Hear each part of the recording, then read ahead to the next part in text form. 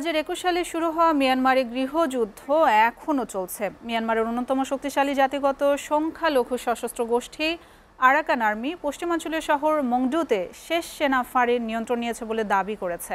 এতে তারা বাংলাদেশের সঙ্গে 271 কিলোমিটার সীমান্তে সম্পূর্ণ নিয়ন্ত্রণ পায়। বাংলাদেশের সীমান্তের কাছাকাছি এলাকা নিয়ন্ত্রণ করার পর সশস্ত্র দলগুলো ভারতের মণিপুর রাজ্যের পাশে অবস্থিত চীন প্রদেশের দখল নিয়েছে। সুবর্ণা রহমানের ডেস্ক প্রতিবেদন।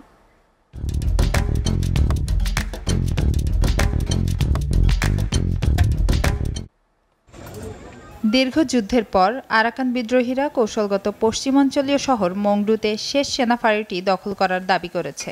বাংলাদেশের সাথে 2071 কিলোমিটার দীর্ঘ সীমান্তের সম্পূর্ণ নিয়ন্ত্রণ রয়েছে আরাকান আর্মিদের। এতে গোষ্ঠীটি রাখাইন রাজ্যের উত্তরাঞ্চল এবং সেখানে স্বায়ত্তশাসনে নিজেদের প্রতিনিধিত্ব পাকাপোক্ত করেছে।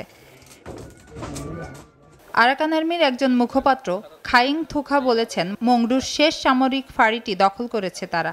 তবে এ ব্যাপারে মিয়ানমারের সামরিক সরকার কোনো মন্তব্য করেননি। 2023 সালের নভেম্বর থেকে আরাকান আর্মি রাখাইনের 17টি টাউনশিপের মধ্যে 11টির নিয়ন্ত্রণ লাভ করেছে। অ্যান শহরে রাখাইনের কৌশলগতভাবে গুরুত্বপূর্ণ সামরিক সদর দফতরও তাদের দখলে রয়েছে।